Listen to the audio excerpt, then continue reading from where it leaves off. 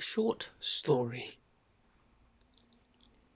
If the shoe fits. Abracadabra, izzy wizzy, let's get busy. Bibbidi bobbidi boo. Sim salabim. Hocus pocus alakazam.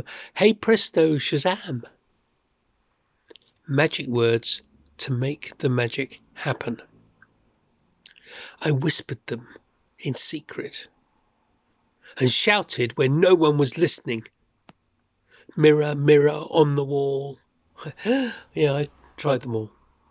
No, I'd really tried them all. And these days I would have appropriated H.P.'s litany of tongue twisters. Wingardium Leviosa, Expecto Patronum. But without the wand, I shouldn't really anticipate success. But I lived in forlorn hope. One day, even though I despaired that magic was simply an illusion, I determinedly clung to the dream. Every birthday, blowing out all the candles in one breath and being asked, "What did you wish for?" Never daring to trust the questioner with the answer, as, "Well, it won't come true if I tell you." And if I did tell, I just knew the response would be a cost I could not bear. I repeatedly dropped my pennies into the wishing well. I searched the heavens for shooting stars, the fields for white horses. I pulled wishbones, but all to no avail. I gave up on God after nightly begging brought forth disappointment every morning. Avoiding the pitfalls of bad luck omens consumed me. I must not risk ignoring the harbingers of disaster. I was already on a losing streak and couldn't cope with adding to the debt. I would never move a mirror, go out on Friday the 13th, open an umbrella indoors, walk under a ladder. But Goddess Fortuna never smiled on me. She must have been busy elsewhere, I suppose.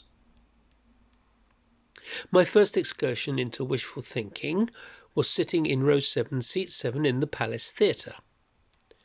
Buttons told me to shout, "Buttons!"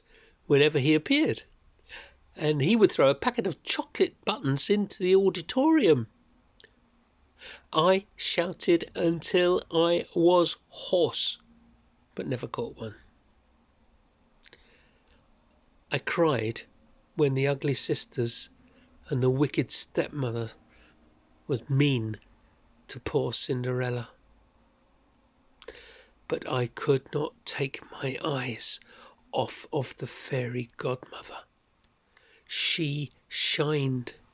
Her wand sparkled.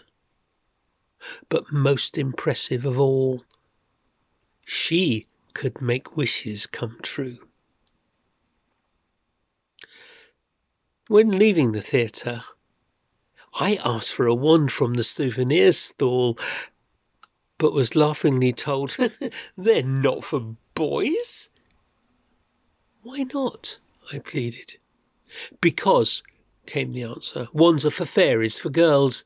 You would look silly." And though inside I was screaming, "But I am a girl," I knew that voice must never be heard by anyone else. I ached. At night I would cry, begging to God to put it right, and that I would wake up in the morning with the right body. Nah, he never heard me. So I looked for my fairy godmother, always hoping she would find me and make my wishes come true. I met her Nearly 50 years after row 7, seat 7. Mirror, mirror on the wall, give my fairy godmother a call. And I looked at the reflection. It was me. And the shoe fit.